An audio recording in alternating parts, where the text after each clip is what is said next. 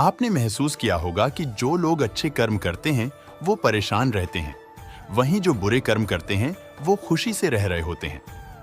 अच्छे कर्म करने वाले परेशान होते हैं कि आखिर उन्हें इतनी परीक्षा क्यों देनी पड़ रही है, जबकि जो अधर्म की राह में हैं वो खुश हैं और जिंदगी का लुत्फ उठा रहे हैं। अगर आपके मन में भी ये सवाल आया है तो आज हम आपको इसका जवाब देंगे। ये जवाब वो है जो भगवत गीता में लिखा है और श्री कृष्ण ने अर्जुन को दिया था। भगवत गीता में वर्णित कथा के अनुसार जब भी अर्जुन के मन में कोई दुविधा होती थी तो वो श्री कृष्ण के पास पहुंच जाते थे। एक बार की बात है, अर्जुन भगवान श्री कृष्ण के समीप आकर कहा कि वो दुविधा में हैं और इसका जवाब वो श्री कृष्ण से चाहते हैं। श्री कृष्ण ने पूछा कि क्या सवाल है? अर्जुन ने कहा, मुझे ये जानना है कि अच्छे लोगों के साथ हमेशा बुरा ही क्यों होता है, वहीं बुरे लोग खुशहाल दिखते हैं। अर्जुन के मुंह से ऐसी बातें सुनकर श्री कृष्ण मुस्कुराए और कहा, मनुष्य जैसा सोचता है और महसूस करता है वैसा कुछ नहीं होता है, बल्कि इंसान अज्ञानता की वजह से वो सच्चाई नहीं समझ पाता है। अर्जुन उनकी ये बात समझ नहीं पाए। इसके बाद श्री कृष्ण ने क्या कहा वो जानते हैं। श्री कृष्ण ने अर्जुन से कहा, पार्थ, मैं तुम्हें एक कथा सुनाता हूं। उसे सुनकर तुम समझ जाओगे कि हर प्राणी को उसके कर्म के हिसाब से ही फल मिलता है। प्रकृति हर किसी को अपनी राह चुनने का मौका देती है। अब वो मनुष्य की इच्छा पर निर्भर करता है कि उसे धर्म की राह चुननी है या अधर्म की। कथा शुरू करते हुए श्री कृष्ण ने कहा, एक नगर में दो पुरुष रहा करते थे। एक पुरुष व्यापारी था जिसके जीवन में धर्म की बहुत महत्ता थी। वो पूजा पाठ में यकीन रखता था।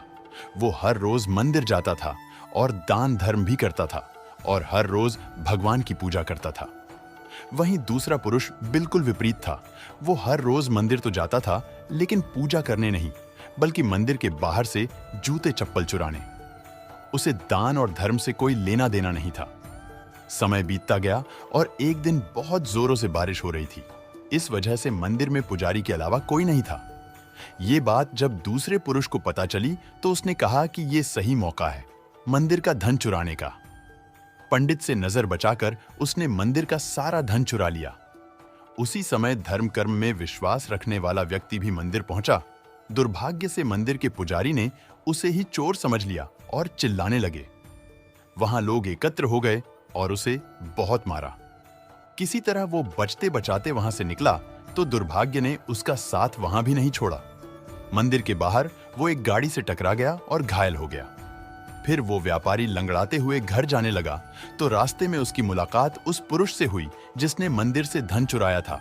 उसने कहा, आज तो मेरी किस्मत चमक गई, एक साथ इतना सारा धन मिल गया। ये सब देखकर उसे बहुत बुरा लगा और उसने अपने घर से भगवान की सारी तस्वीरें निकाल दी। कुछ सालों बाद दोनों ही पुरुषों की मृत्यु हो गई। मरने के बाद जब दोनों यमराज की सभा में पहुंचे और भले पुरुष ने दूसरे व्यक्ति को देखा तो उसे बहुत गुस्सा आया। उसने क्रोधित होकर यमराज से पूछ ही लिया, मैं तो हमेशा अच्छे कर्म करता था, दान में विश्वास रखता था, उसके बदले जीवन भर मुझे अपमान और दर्द ही मिला और इस व्यक्ति को नोटों से भरी पोटली। आखिर ऐसा भेदभाव क्यों? इस पर यमराज ने कहा, पुत्र, तुम गलत समझ रहे हो। जिस दिन तुम्हारी गाड़ी से टक्कर हुई थी वो दिन तुम्हारे जीवन का आखिरी दिन था, परंतु तुम्हारे अच्छे कर्मों की वजह से तुम्हारी मौत सिर्फ एक छोटी सी चोट में बदल गई। तुम इस दुष्ट व्यक्ति के बारे में जानना चाहते हो तो सुनो। इसके भाग्य में राजयोग था, मगर इसके कुकर्मों और अधर्म की वजह से वो सिर्फ एक छोटी सी धन की पोटली में बदल गया। कथा सुनाने के बाद श्री कृष्ण अर्जुन से कहते हैं, पार्थ, क्या अब तुम्हें तुम्हारे सवाल का जवाब मिल गया? ऐसा सोचना कि भगवान तुम्हारे कर्मों को नजरअंदाज कर रहे हैं, ये बिल्कुल भी सत्य नहीं है। भगवान हमें कब क्या किस रूप में दे रहा है मनुष्य को समझ में नहीं आता है, मगर आप अच्छे कर्म करते रहें तो भगवान की कृपा हमेशा बनी रहती है। इसलिए अपने अच्छे कर्मों को बदलना नहीं चाहिए, क्योंकि उसका फल हमें इसी जीवन में मिलता है। इसलिए मनुष्य का फर्ज है कि वो हमेशा अच्छे कर्म करते रहें, क्योंकि श्री कृष्ण ने गीता में भी बताया है कि किसी के द्वारा किया गया कर्म बेकार नहीं जाता है, चाहे वो अच्छा हो या बुरा। गीता के अनुसार अच्छे और बुरे लोगों के साथ हमेशा बुरा नहीं होता है। इसके बजाय हमारा व्यवहार और अनुभव व्यक्तिगत मानव भावनाओं, धार्मिकता के साथ और समझदारी के साथ बदल सकता है। भगवान श्री कृष्ण ने हमें कर्मयोग, भक्ति योग और ज्ञान योग के माध्यम से अपनी आत्मा के माध्यम से अच्छाई की ओर प्राप्त होने का मार्ग दिखाया है। गीता में दिए गए यह संदेश है कि हमें दूसरों के साथ सहानुभूति, करुणा और समझदारी के साथ बर्ताव करना चाहिए। अच्छे और बुरे के खेल में हमें विवेकपूर्ण निर्णय लेना चाहिए और बुरे गुणों को त्यागने का प्रयास करना चाहिए। जब हम इस दिशा में आगे बढ़ते हैं तो हमारा जीवन सुखमय और शांति से भर जाता है और हम दूसरों के साथ प्रेम और सहयोग में रह सकते हैं। इसके अलावा गीता में दिए गए मार्गदर्शन के माध्यम से हम अपने आप को स्वयं पहचानने और अपने उद्देश्य की दिशा में प्राप्ति कर सकते हैं, जिससे हमारे जीवन का मकसद मिलता है और हम आत्मा के साथ, सद्गुणों के साथ आत्मनिर्भर बन सकते हैं। इसका संक्षेप में यह माना जा सकता है कि गीता का संदेश है कि हमारा व्यवहार हमारे स्वयं के आचरण और मानसिकता के परिणाम स्वरूप होता है और हम अपने कर्मों के माध्यम से अच्छाई की ओर बढ़ सकते हैं।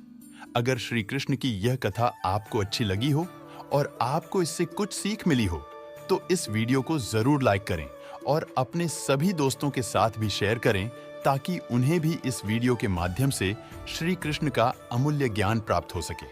साथ ही में हमारे YouTube चैनल को भी सब्सक्राइब करें ताकि हमारी आने वाली सभी आवश्यक वीडियोज आप तक आसानी से पहुंच सके। धन्यवाद। राधे कृष्णा।